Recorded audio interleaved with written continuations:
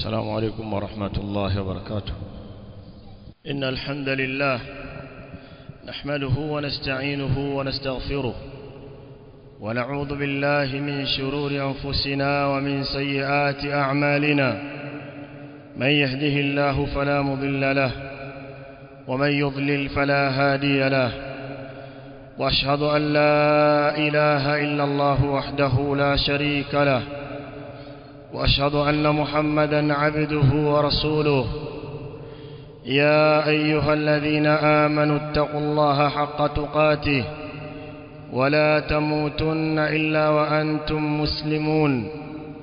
يا أيها الناس اتقوا ربكم الذي خلقكم من نفس واحدة وخلق منها زوجها وبث منهما رجالا كثيرا ونساء، واتقوا الله الذي تساءلون به والأرحام، إن الله كان عليكم رقيبا. يا أيها الذين آمنوا اتقوا الله وقولوا قولا سديدا يصلح لكم أعمالكم ويغفر لكم ذنوبكم، ومن يطع الله ورسوله فقد فاز فوزا عظيما. أما بعد، فإن أصدق الحديث كتاب الله، وخير الهدي هدي محمد صلى الله عليه وعلى آله وأصحابه وسلم، وشر الأمور محدثاتها، وكل محدثة بدعة، وكل بدعة ضلالة، وكل ضلالة في النار. عباد الله، أوصيكم ونفسي بتقوى الله. nakuhusieni na kuhusia nafsi yangu kumcha Allah subhanahu wa ta'ala. Ndugu zangu waislamu, enyi waja wa Allah subhanahu wa ta'ala, Allah subhanahu wa ta'ala kwa rehema zake tumeudiriki na kufikia mwezi wa Shaaban. Na mwezi huu wa Shaaban, لماذا سمي شعبان؟ يقول ابن حجر رحمه الله تعالى: وسمي شعبان، na umeitwa mwezi wa Shaabani kwa jina hili la Shaaban, litasha'ubihim fi talab almiyah, kwa sababu ya watu wa Arabu kutawanyika kwao katika kutafuta maji, sababu ni mwezi ulikuwa una ukame, unadiriki wakati wa ukame, wakawa wanatawanyika katika kutafuta maji, au fil gharat, au kuingia katika mapigano na mapambano, baada an yakhruja shahru Rajab al-haram, baada ya kumalizika mwezi wa Rajab ambao ni mwezi mtakatifu, wakisimamisha mambo ya mapigano.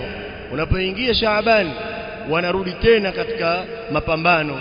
Huenda umeitwa mwezi huo kwa sababu hizo ambazo anataja al-Imam bin Hajar rahimahullahu ta'ala.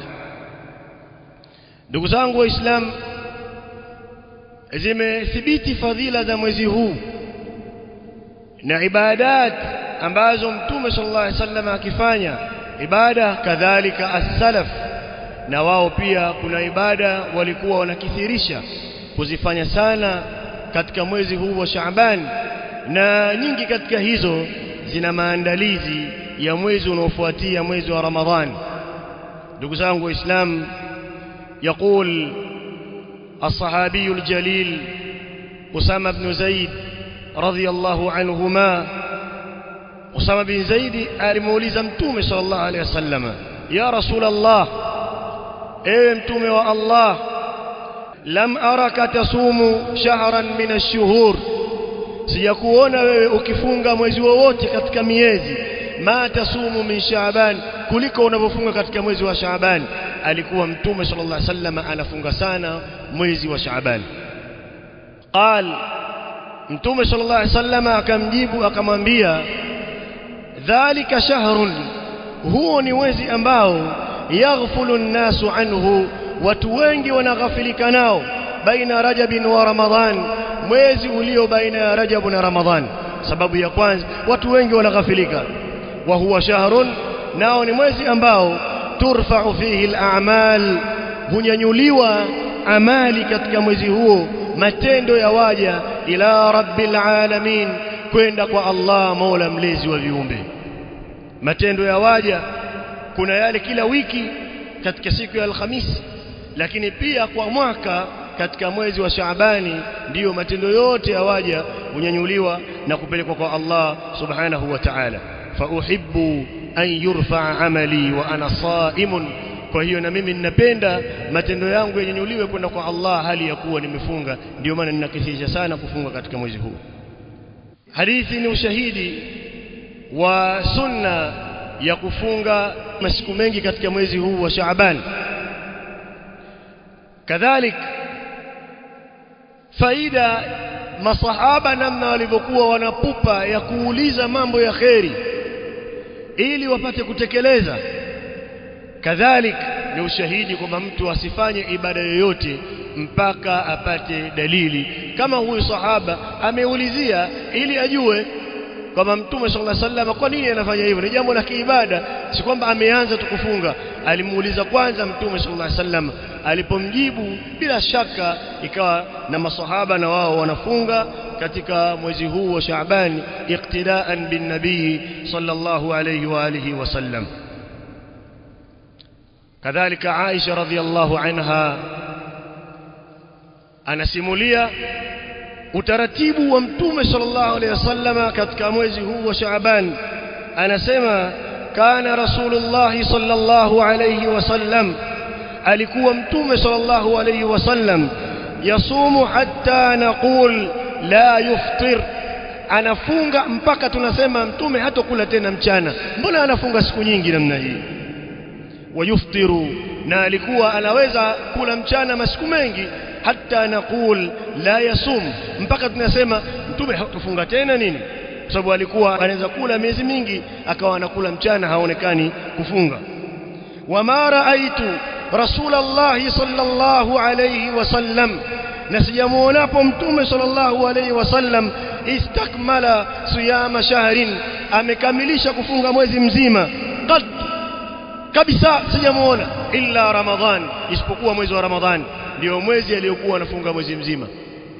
Raddi kwa watu wa tariqa ambao wanafunga kuanzia Rajab, Shaaban na Ramadhani, miezi mitatu. Al-Imam Ibn al-Qayyim rahimahullah asema hakuna ibada hiyo, hakuna maelekezo ya Mtume sallallahu alaihi wasallam ya kufunga miezi mitatu mfululizo.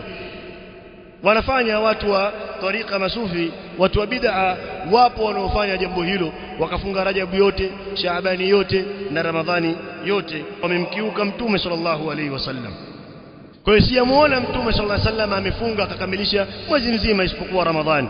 Wama raaituhu fi shahrin akthara minhu siyaman, na sijamuona Mtume sallallahu alaihi wasallam katika mwezi wowote amekuwa ni mwingi mno wa kufunga fi Shaaban kuliko katika Shaaban. Mwezi wowote sijamuona akifunga sana kuliko wanapofunga katika mwezi wa Shaaban. Ndugu zangu Waislamu, huu ni ushahidi wa watu kupupia sunna hii na ibada hii adhima ya Mtume sallallahu alaihi wasallam, ambaye imethibiti kutoka kwa Mtume sallallahu alaihi wasallam, ibada ya saum, hasa tukiwa katika masiku haya ya mwanzo wa mwezi huu. Aqulu qawli hadha wa astaghfirullah. Alhamdulillahi rabbil alamin, wassalatu wassalamu ala rasulillah wa ala alihi wa ashabihi ajma'in wattabi'in lahum bi ihsanin ila yawmiddin. اللهم صل على محمد وعلى آل محمد كما صليت على إبراهيم وعلى آل إبراهيم إنك حميد مجيد. اللهم بارك على محمد وعلى آل محمد كما باركت على إبراهيم وعلى آل إبراهيم إنك حميد مجيد. ndugu zangu Waislamu, nikiwa katika kukamilisha khutba yangu hii, nitapenda kutaja baadhi ya mambo pia yanafungamana na mwezi huu wa Shaaban, na kama vile tulivyotaja suala la as-saum, kadhalika nitataja mambo mawili au matatu katika kukamilisha khutba yangu hii insha Allah taala. Ndugu zangu Waislamu, katika mambo ambayo pia yanapatikana katika mwezi huu, kuna fursa adhima ya Allah subhanahu wa ta'ala kuwatazama waja wake kwa huruma na kuwasamehe madhambi. Upo usiku katika mwezi huu Allah subhanahu wa ta'ala analifanya jambo hilo.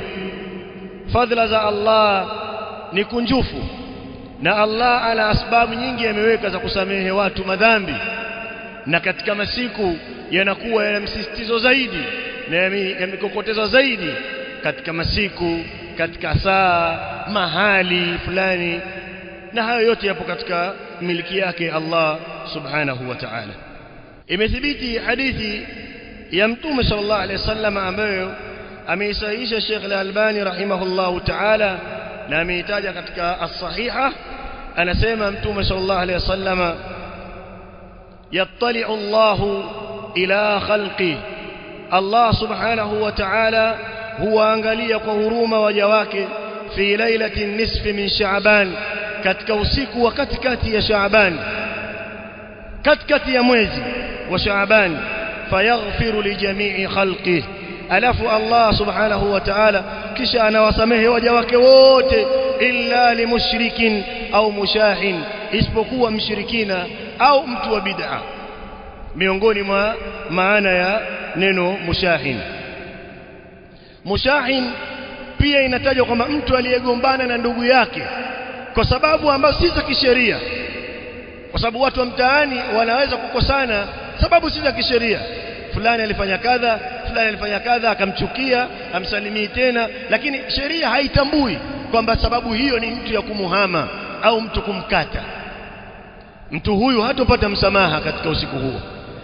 Kadhalika katika maana pia inatajwa ahlul bid'ah. Al-Imam Al-Auza'i rahimahullahu ta'ala anasema, arada bil mushahin, amekusudia neno mushahin huna hapa linatumika sahib al-bid'ah, ni mtu wa bid'ah aliyedumu katika bid'ah, na yeye pia msamaha huu wa Allah subhanahu wa ta'ala hatupata siku hiyo. Tumuombe Allah subhanahu wa ta'ala atuthibitishe katika sunna na atuhuishe katika sunna, atufishe juu ya sunna, na Allah subhanahu wa ta'ala awakinge waislamu na bid'a na watu wa bid'a, ahlu dhalal. Kadhalik katika jambo lingine wanataja wanawachuoni hikma ya Mtume sallallahu alaihi wasallam kuwa anafunga siku nyingi katika mwezi huu wa Shaaban. Miongoni mwa hao al-Imam Ibn Rajab al-Hanbali rahimahullahu ta'ala ametaja sababu ya Mtume sallallahu alaihi wasallam kuwa anafunga siku nyingi katika mwezi huu wa Shaaban katika kitabu chake Lataiful Ma'arif. Anasema, waqad qila, pamesemwa, anna siyamahu katamrin ala siyami Ramadhan, kufunga kwake Mtume sallallahu alaihi wasallam katika mwezi huu wa Shaabani, kufunga masiku mengi ni kama vile maandalizi kwa ajili ya kufunga mwezi wa Ramadhan, lialla yadkhula fi sawmi Ramadhan ala mashaqqatin, ili asijakaingia katika funga ya mwezi wa Ramadhani kwa tabu wa kulfa na shida, iwe ni laini na wepesi. Si masala mtu afungi mwaka mzima anafunga Ramadhani, utaona anavochoka na anavokasirika. Kuna watu wakifunga hata usimtanie pia namna alivyo, kama vile ni jambo la huzuni, na wakati suala alifungamana na hivyo.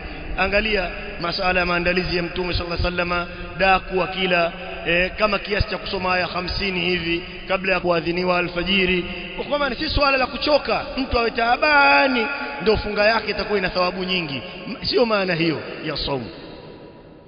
Mtume sallallahu alaihi wasallam akawa anafanya hili kama maandalizi, na waumini waislamu wa umma huu wachukue haya maandalizi ya as-saum, wasiingie katika Ramadhani kwa tabu na shida.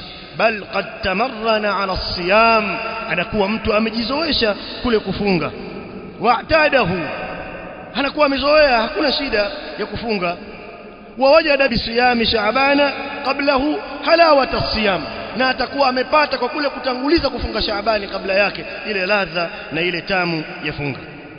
Kadhalik sehemu nyingine akasema walamma kana Shaabanu kalmuqaddimati liramadhan, na wakati ilipokuwa saumu ya Shaaban ni kama vile utangulizi wa mwezi wa saumu ya Ramadhan, shuri'a fihi ma yushra'u fi Ramadhan, ikawekwa sheria ya ibada ya saumu kama ile ambayo imewekwa katika mwezi wa Ramadhan. Lakini Ramadhan ni fardh, lakini anakusudia kule kuwekwa ibada ya saumu, si kufaradhishwa.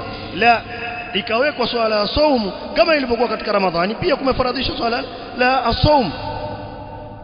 Haya yanaelezwa kama hikma na kumuhimiza Muislamu basi funga masiku kadhaa katika mwezi wa Shaaban ili ulainike moyo wako katika kuipokea saumu ya Ramadhani. Kadhalika jambo lingine ni suala la mtu ambaye ana ada ya kufunga na asiyekuwa na kawaida ya kufunga. Mtume sallallahu alaihi wasallam anasema idha intasafa Shaaban, inapofika nusu ya Shaaban fala tasumu, msifunge. Na katika riwaya nyingine idha baqiya nisfun min Shaaban fala tasumu, itakapobaki nusu ya pili ya Shaabani msifunge.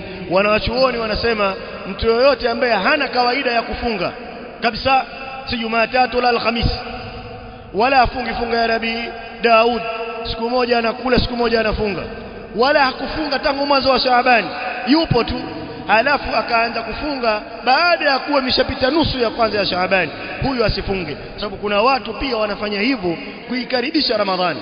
Kuna watu wanafunga kwa kuupokea mwezi wa Ramadhani, watu hawa ndio wanaokatazwa. Al-Imam At-Tirmidhi ameweka mlango katika sunani yake akasema babu ma jaa fi karahiyati as-sawmi fi an-nisfi ath-thani min Shaaban li hali Ramadhan. Huu ni mlango wa hadithi iliyokuja kuhusu karaha ya kufunga katika nusu iliyobaki ya mwezi wa Shaaban kwa ajili ya kuikaribisha Ramadhani. Lakini kama mtu ana kawaida ya kufunga Jumatatu Alhamisi, anafunga sunna nyingine na afunge, au mtu ana masiku katika Ramadhani analipa, yeye aendelee. Lakini yule ambaye hana utaratibu huo akafunga kwa ajili ya kuipokea Ramadhani, hiyo jambo hilo limekatazwa, haifai kwake kufunga baada ya kuwa nusu ya kwanza imekwisha. Lakini kama mtu anafunga tangu mwanzo, hata kufunga siku 20, siku 25, kufunga zaidi ya hapo, hakuna neno. Muda wa kuwa ni utaratibu wake wa kufunga, hakuanza katika ile nusu ya pili. Ndugu zangu Waislamu, as-salaf kuna mambo walikuwa wanakithirisha kuyafanya, hasa suala la tilawatul Qur'an katika mwezi wa Shaaban. Pia jambo hilo walikuwa wanakithirisha sana, kama vile inavyotajwa kwa Salama ibn Kuhail, anasema ya kwamba kana yuqal, ilikuwa ikisemwa shahru Shaaban, mwezi wa Shaaban, shahrul qurra, ni mwezi wa wasomaji wa Qur'an. Wa kana Habib ibn Abi Thabit, na alikuwa Habib ibn Abi Thabit rahimahullahu ta'ala, na yeye pia alikuwa idha dakhala Shaaban, unapoingia mwezi wa Shaaban, qala, anasema hadha shahrul qurra, huu ni mwezi wa wasomaji wa Qur'an. Wa kana Amr ibn Qais al-Mulai rahimahullahu ta'ala, na Amr ibn Qais kana idha dakhala Shaaban, alikuwa unapoingia mwezi wa Shaaban aghlaqa hanutahu, anafunga biashara yake na duka lake, watafaragha liqiraati alquran, na anatenga muda wakati mwingi kabisa wa kusoma Qur'an. Kwa hiyo pia wale makurra wasomaji wa Qur'an, mwezi huu wa maandalizi ya kusoma Qur'ani kwa wingi kwa ajili ya kuiga as-salaf vile walivyokuwa, na watu kukisirisha kufanya mambo ya ibadati mbalimbali na mambo mengine kuhusu mwezi huu wa Shaaban, mambo ya bid'a walizozusha wazushi. Insha Allah itakuja katika vikao vingine, khutba za mbeleni biidhnillah ta'ala. Nasallallahu yaj'alana min alladhina yastami'una alqawla fayattabi'una ahsana. Sallallahu ala nabiyyina Muhammadin wa ala alihi wa ashabihi ajma'in.